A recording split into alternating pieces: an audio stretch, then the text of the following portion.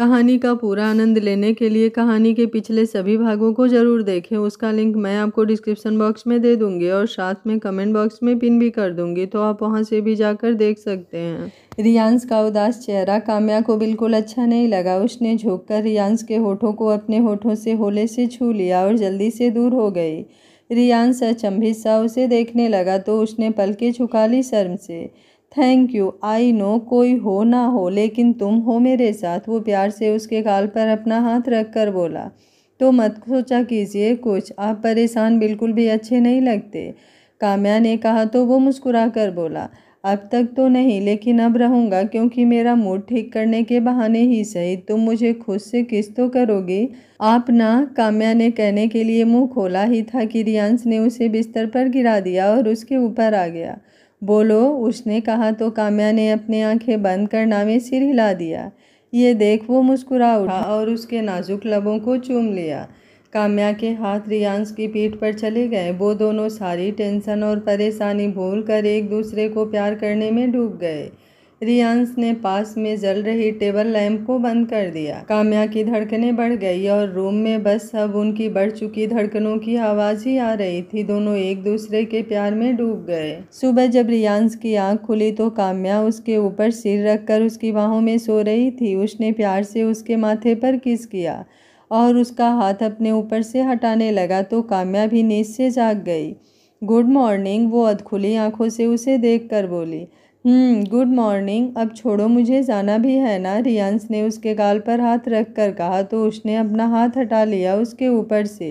रियांश ने अपना शर्ट पहना। काम्या ब्लैंकेट अपने ऊपर डालकर बैठ गई। उसका चेहरा उदास था रियांश के जाने का सुनकर। ओए पागल, क्या हुआ, रियांश उसका उतरा मुंह देखकर बोला। आप जा रहे हैं, थोड़ी देर और रुकिए ना, काम्या ने कहा तो वो मुस्कुरा दिया। अभी थोड़ी देर और रुका तो पापा मम्मी भी तब तक उठ जाएंगे और मुझे यहाँ देखकर सवाल करेंगे तो क्या बताऊँगा कि कैसे आया। अब मुस्कुरा दो तो मैं जाऊँ, रियांश ने कहा तो काम्या हल्का सा मुस्कुरा दी। गुड गर्ल, ख्याल रखना सबके साथ, अपना भी, रियांश ने उसके गाल पर किस करके कहा और जल्दी से बालकनी का डोर ओपन करके चला गया। संजू जब हॉस्पिटल आई तो आज उसका मूड ऑफ था। ब्रेक टाइम में फ्री होने पर आरव कैंटीन में आया जहां संजू पहले से ही थी। हाय, उसने मुस्कुरा कर कहा और पास की चेयर पर बैठ गया। संजू, आरव ने समोसे ऑर्डर किया और उसका हाथ पकड़कर बोला। बोल, क्या बताना था, कल से ही बोल रही है मिलकर बात करनी है, अब बता। संजू नज़रें नीचे किए हुए बोली। मम्मा ने मेरे लिए रिश्ता देखा है और वो लोग कल ही आ रहे हैं। अगर सब ठीक रहा तो कल एंगेजमेंट भी करा देंगे। आरव चौंक कर बोला। वाह, तू सिर्फ मेरी है समझी, खबरदार जो किसी और के बारे में सोचा भी तो। संजू गुस्से से बोली। तू मर साथ में मुझे भी मार दे इडियट, ये सब तेरी वजह से ही हुआ है। कहा तो कि काम्या के बर्थडे के दिन जब मेरी मम्मा भी वहाँ थी तो तू बात कर ले उनसे, लेकिन तब तो भीगी बिल्ली बना बैठा था। अब मैं क्या करूं? अच्छा बस ना, हो गई गलती, मैं कुछ करता हूँ आज, आरव ने कहा। आई डोंट थिंक कि अब कुछ हो सकता है, मुझे उन लोगों से मिलना ही होगा वरना मम्मा बहुत गुस्सा करेंगे। आरव ने गुस्से में उस पर नज़र डाली और उठकर वहाँ से चला गया। संजू ने घर आने के बाद किसी से कोई बात नहीं की और सीधा अपने रूम में आ गई और डोर अंदर से बंद कर बिस्तर पर पेट के बल लेट गई और रोने लगी। 1 घंटे बाद भी जब वो बाहर नहीं आई तो उसके छोटे भाई नमन ने डोर पीटते हुए कहा। दी, मम्मा बुला रही हैं आपको, दरवाज़ा खोलिए। संजू बोली। नमो तू जा, मैं आई अभी। उसके ये कहने पर नमन वहाँ से चला गया। संजू बाथरूम में चली गई और अपना चेहरा साफ करने के बाद वो अपनी मम्मा के पास गई। नीतू जी हाल में बैठी किसी से फ़ोन पर बात कर रही थी। जब तक संजू उनके पास आती है वो फ़ोन रख देती है। नीतू जी उसका हाथ पकड़कर उसे अपने पास बैठा लेती हैं। संजू बेटा, मुझे तुझसे बहुत ज़रूरी बात करनी है और उम्मीद है कि तुम अपनी मम्मा को समझोगी भी, वो उसका हाथ अपने हाथ में लेकर बोलती हैं। संजू का दिल तेज़ धड़कने लगा, ये सोच कि जाने अब मम्मा क्या कहने वाली हैं। हाँ मम्मी बोलिए, आपको इतना सोचने की ज़रूरत नहीं है, संजू ने खुद को संभालते हुए कहा। बेटा, तेरे पापा के गुजर जाने के बाद किशोर अंकल ने ही हमें सहारा दिया था और उनकी वजह से ही तू अपनी मेडिकल की पढ़ाई पूरी कर पाई और आज एक डॉक्टर हैं। बेटा, उनके बहुत एहसान हैं हम पर जो मैं चाह कर भी इस जन्म में नहीं चुका सकती। तेरे किशोर अंकल ने कल पहली बार मुझसे कुछ मांगा तो मैं मना कैसे कर देती बेटा। वो अपने बेटे निहान के साथ तेरी शादी कराना चाहते हैं, इसलिए कल आएंगे अपने परिवार के साथ तुझे देखने।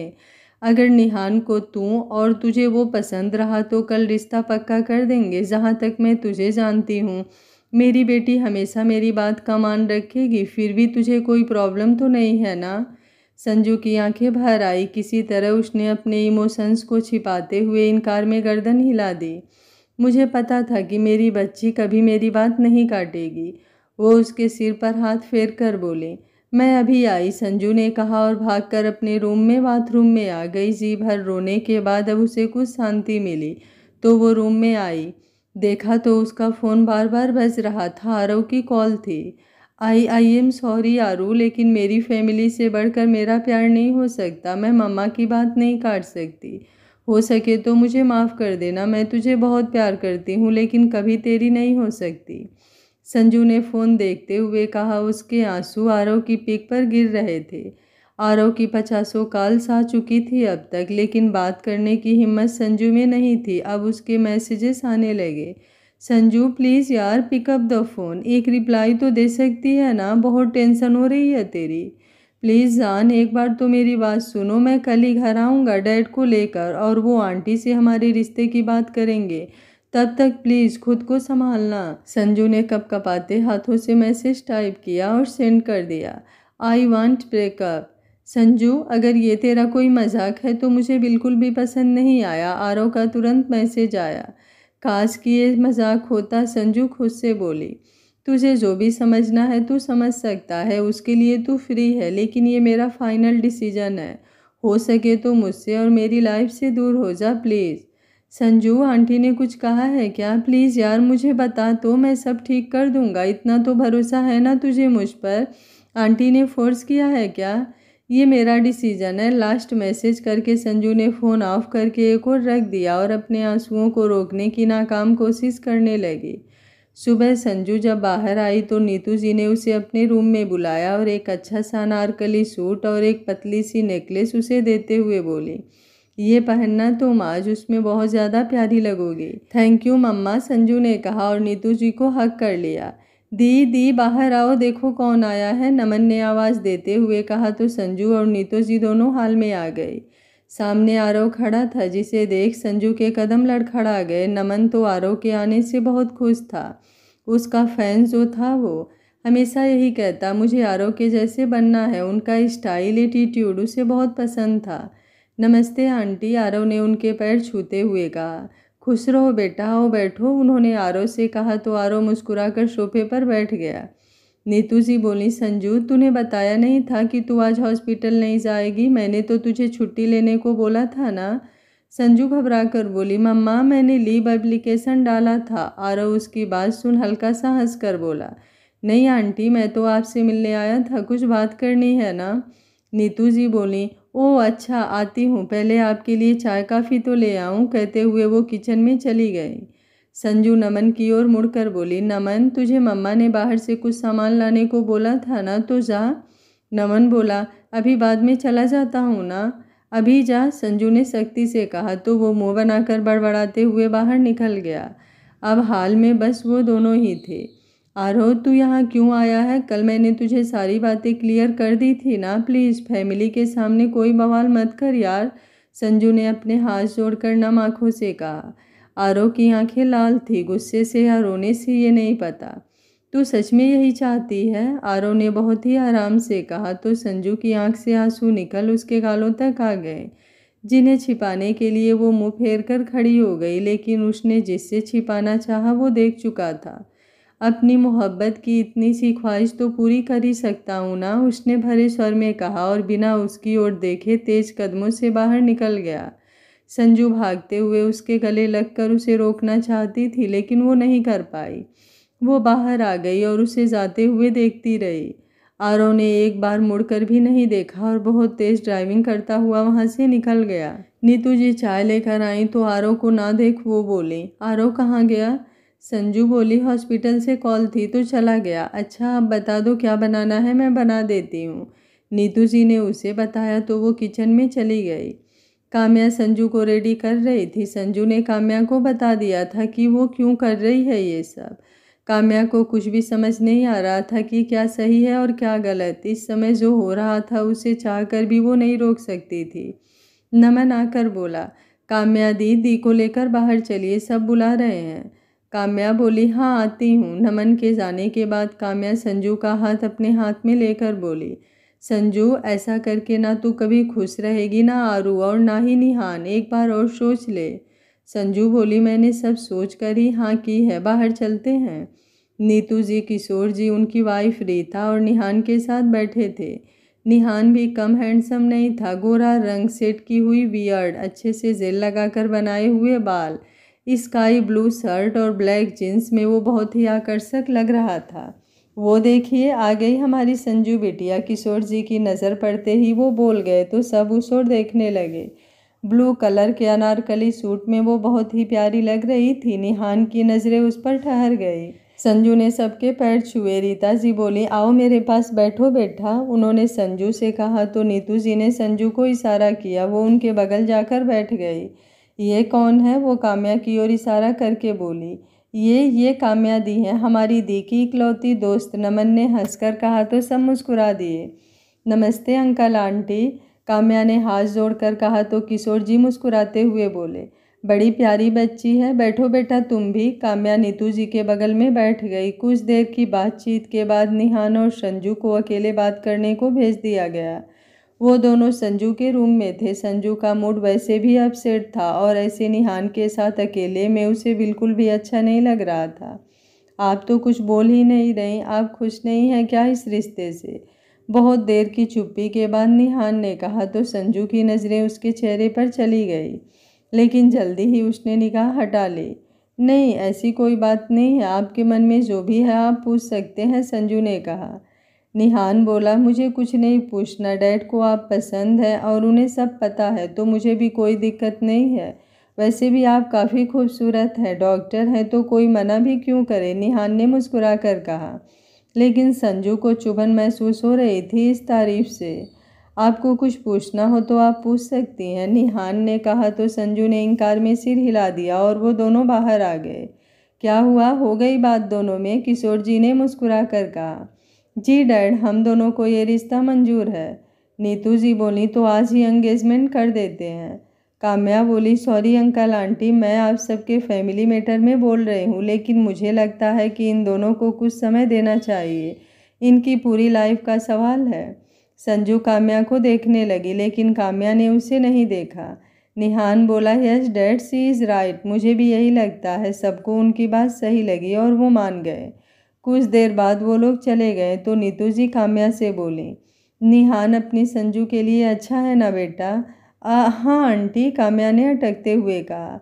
जीजू तो हैंडसम भी बहुत है, लेकिन डॉक्टर आरव से कम, नमन ने कहा तो नीतू जी हंसकर बोली, तेरे रोल मॉडल जो है इसलिए तुझे आरव के सामने कोई नहीं दिखता। संजू ने अब तक कैसे भी खुद को संभाला था, लेकिन अब उससे नहीं हो रहा था। वो रूम में भाग गई। आंटी जी, मैं भी चलती हूँ, काम्या ने कहा और घर के लिए निकल गई। काम्या ने किसी से बात करने के बाद फ़ोन रखा ही था कि रूम का डोर ओपन हुआ और रियांश ने आकर उसे बाहों में भर लिया।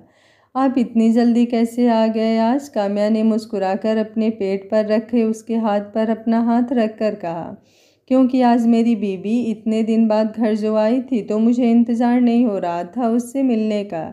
रियांश ने उसके गाल पर किस करके कहा तो काम्या का चेहरा लाल हो गया।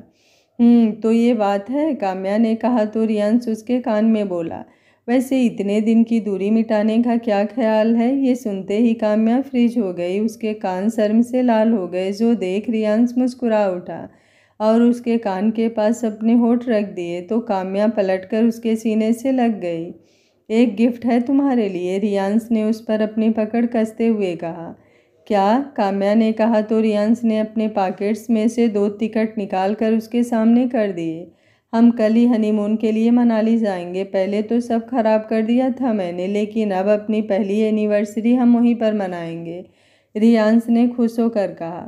काम्या ने धीरे से कहा, अंश, कभी और भी तो जा सकते हैं ना, इस बार रहने देते हैं, मुझे कुछ बहुत ज़रूरी काम है अभी। मुझसे भी ज़्यादा ज़रूरी, रियांश ने उससे दूर होकर नाराज़गी से कहा। तो काम्या उसका चेहरा अपने हाथ में भर कर बोली, आपसे ज़रूरी कुछ भी नहीं है, लेकिन ये काम टाइम पर होना ज़रूरी है। प्लीज़ समझने की कोशिश कीजिए। जो तुम्हें ठीक लगे वो करो। रियांश ने उसका हाथ अपने चेहरे से हटाते हुए कहा और टॉवेल लेकर बाथरूम में चला गया। काम्या अपनी जगह पर खड़ी उसे देख रही थी। कान्हा जी, क्या है ये? इनकी नाराज़गी के आगे तो छोटे बच्चे भी फेल हैं। जितनी जल्दी ये नाराज़ हो जाते हैं ना, क्या करूं अब मैं? वैसे एक तरह से इनका भी नाराज़ होना ठीक है। जब ये हनीमून जाना चाहते हैं और मनाली में एनिवर्सरी मनाना चाहते हैं, लेकिन अभी यहाँ होना मेरा ज़्यादा ज़रूरी है संजू और आरव को एक करने के लिए। पर उससे पहले इन्हें तो मनाना होगा, वरना मेरा मन ही नहीं लगेगा किसी काम में और ना ही दिमाग चलेगा। काम्या धीरे से खुद से बोल रही थी। रियांश जो दूसरे रूम में चला गया था, काम्या के बार बार परेशान करने की वजह से उसे मनाने की तरकीब वो निकाल रही थी। रियांश लैपटॉप में बिजी था। काम्या जब उस रूम में आई, इसलिए उसने निगाह भी उसकी ओर नहीं डाली। जो देख काम्या खुद से बोली, कान्हा जी, ये तो ज़्यादा ही नाराज़ लग रहे हैं, प्लीज़ बचा लेना आज। अंश, काम्या ने उसके पास बैठते हुए उसकी बाँह पर सिर रख कर कहा। रियांश लैपटॉप पर हाथ चलाते हुए बिना भाव के बोला, क्या काम है? काम काम तो कुछ भी नहीं, काम्या ने उसके उखड़े स्वर को देख उससे थोड़ा दूर होते हुए कहा। अंश, काम्या ने फिर धीरे से कहा तो अब रियांश लैपटॉप बंद करके उसकी ओर मुड़ा और घूरते हुए बोला, क्या चाहती हो? तुमने मना कर दिया, मैं मान गया। कुछ कहा तो नहीं ना तुम्हें, ना ही कोई सफाई मांगी, तो प्लीज़ अब जाओ यहाँ से और मुझे काम करने दो। फिर आप नाराज़ क्यों हैं? काम्या ने असमंजस से कहा तो रियांश ने उससे नज़रें फेरते हुए कहा, नहीं हूँ, तुम जाकर अपना काम करो। आप नाराज़ हैं, मुझे पता है, काम्या ने उसका चेहरा अपनी ओर करते हुए कहा। फिर भी तुम्हें फ़र्क नहीं पड़ता? इतनी मुश्किल से टाइम निकाला कि हम साथ में बाहर चलेंगे, कुछ टाइम साथ बिताएंगे, लेकिन तुम्हें तो। खैर जाने दो, रियांश ने बेरुखी से कहा। काम्या बोली, आप गलत समझ रहे हैं अंश, मुझे आपको कुछ बताना है। पहले मेरी बात सुनिए, फिर जो कहना है करना है वो कीजिएगा ना। काम्या कुछ बताना शुरू करती उससे पहले ही रियांश का फ़ोन बजने लगा और वो उठकर एक साइड चला गया। तो काम्या भी भारी मन से रूम में आ गई। काम्या ने अब रूम में आकर आरू को कॉल लगा दी। हेलो आरू, कैसा है तू? तू तो मुझसे बात ही मत कर। एक तेरी उस संजू ने दिमाग खराब कर रखा है। आज मैं गया था आंटी के पास, उसने मुझे भगा दिया और खुद ही रो भी रही थी। परेशान है तो क्यों कर रही है ये सब? मना क्यों नहीं कर देती?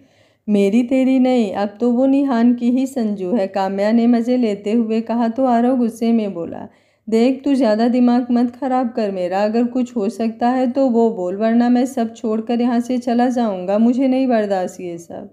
कहाँ? देवदास बनने? काम्या, सॉरी, अच्छा सुन अब। काम्या ने उसे अपना पूरा प्लान समझा दिया। आरव बोला, तुझे लगता है इससे कुछ होगा? और कुछ है जो कर सकते हैं? नहीं ना, तो एक कोशिश में क्या जाता है? काम्या ने उसे समझाते हुए कहा तो आरव भी मान गया और कॉल कट कर दी। रियांश जो रूम में आ गया था उसने पूरी बात सुन ली थी और अब पता चला उसे कि काम्या क्यों नहीं जाना चाहती।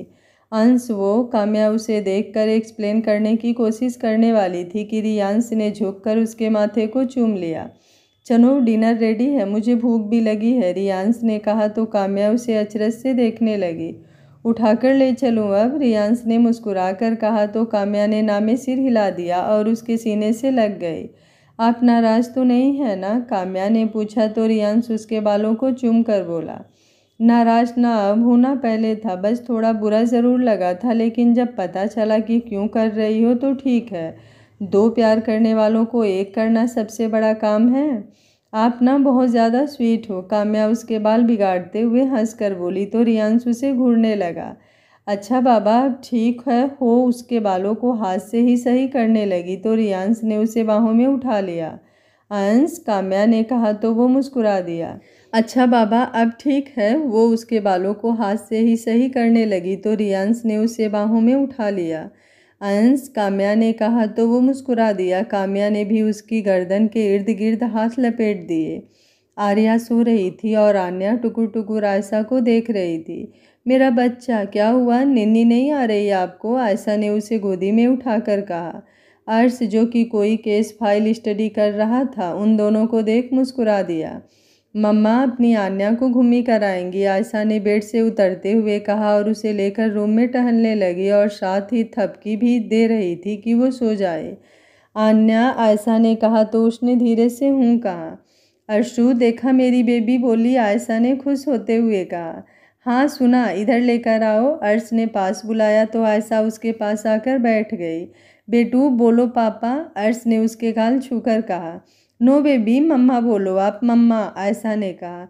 मम्मा, आन्या ने कहा तो आयशा ने उसे चिपका लिया खुद से। मेरा बच्चा, मम्मा कहा आपने? देखा, मुझे ज़्यादा प्यार करती है ये, आयशा ने अर्श को चिढ़ाकर कहा।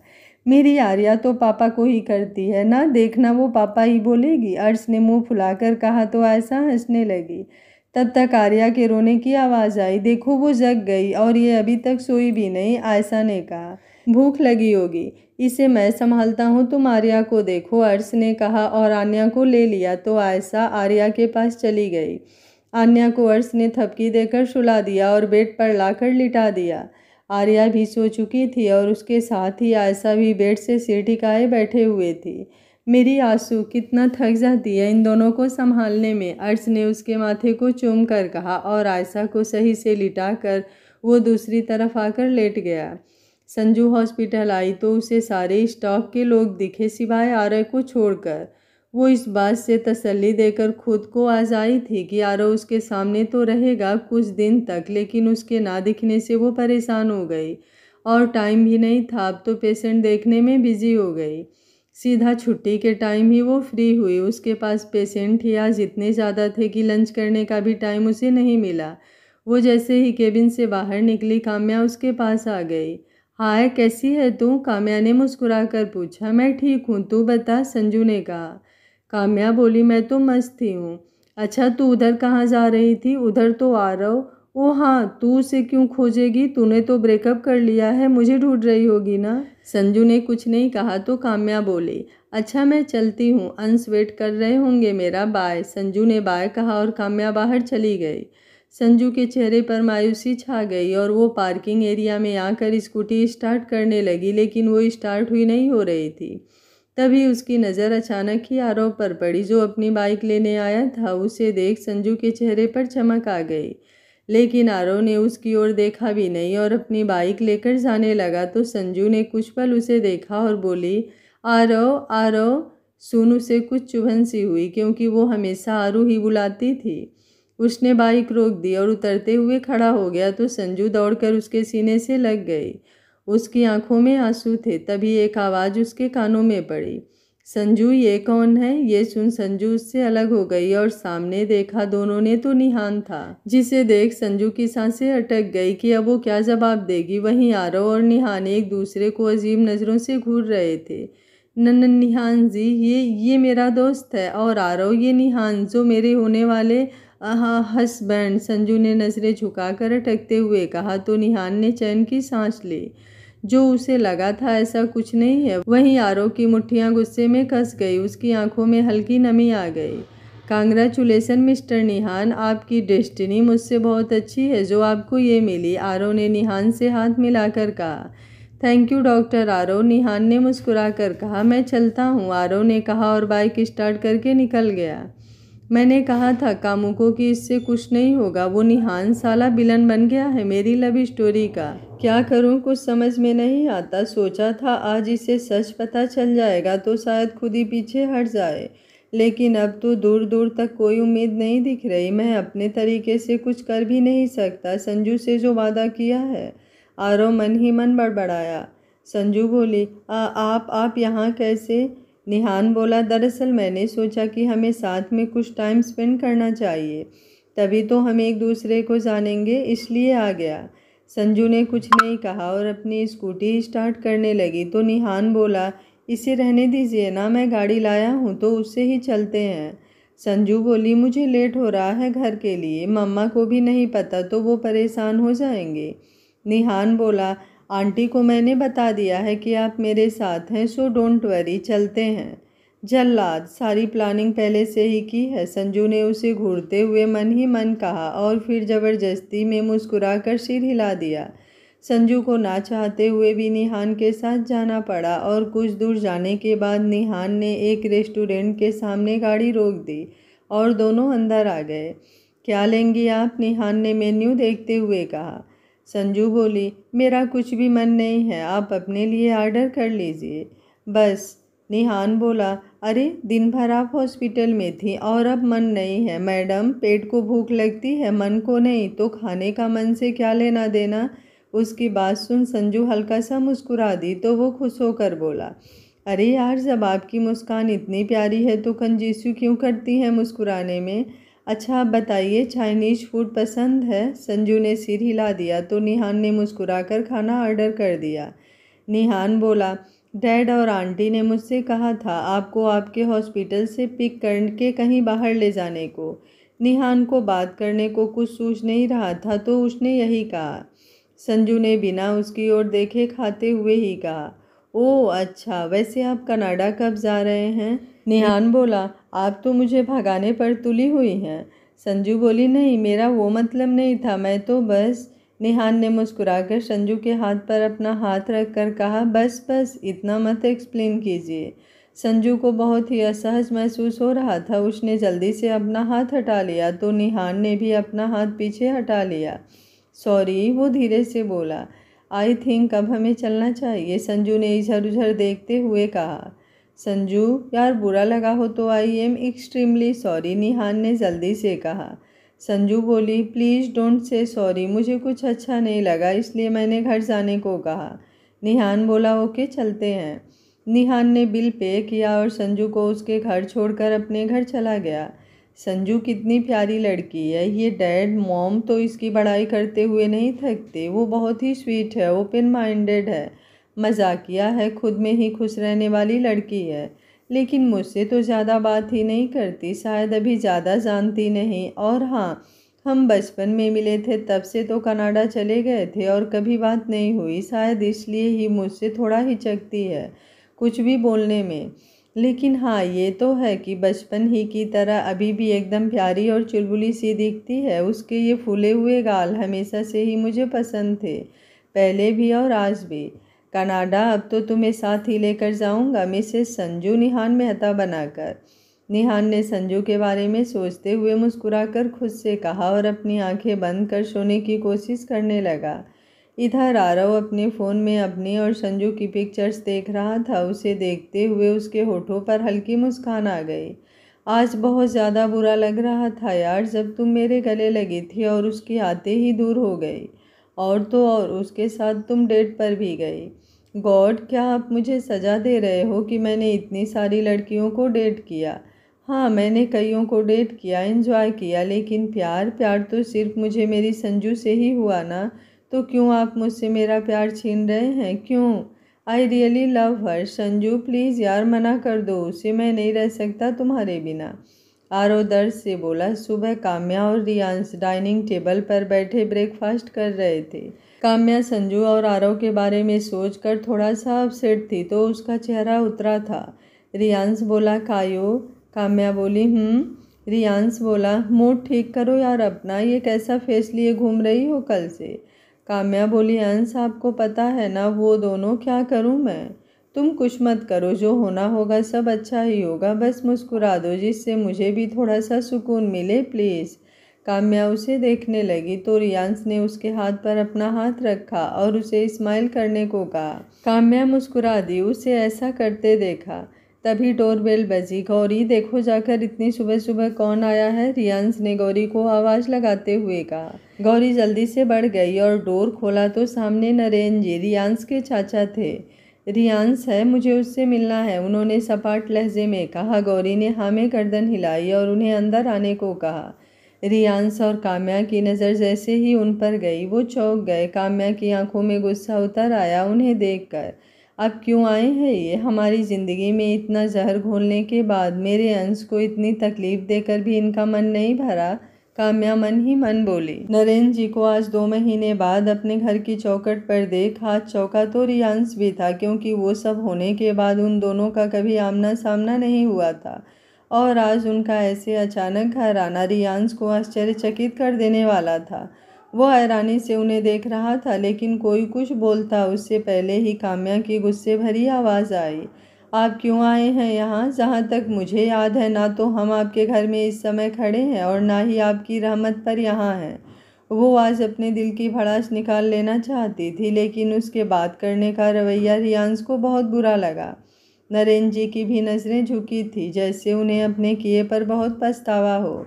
कोई कुछ भी माने या नहीं, लेकिन रियांश तो उन्हें अभी भी अपना ही मानता था, इसलिए काम्या कुछ और बोलती उससे पहले ही रियांश ने झुककर उनके पैर छू लिए, जो कि जाहिर सी बात है काम्या को बिल्कुल भी अच्छा नहीं लगा।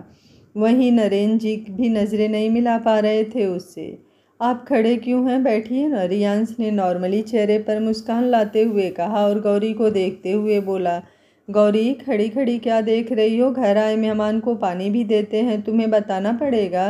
गौरी उसकी बात सुन इनकार में सिर हिलाते हुए पानी लाने चली गई। काम्या रियांश का उनसे ऐसा बिहेव करना देख अपना गुस्सा व खुद को शांत कराने के लिए घर से बाहर निकल गई, अपनी हैंडबैग उठाकर। रियांश ने एक बार उसे जाते हुए देखा, लेकिन कुछ कहा नहीं, बस बॉडीगार्ड्स को मैसेज कर दिया कि वो उसके साथ जाएं।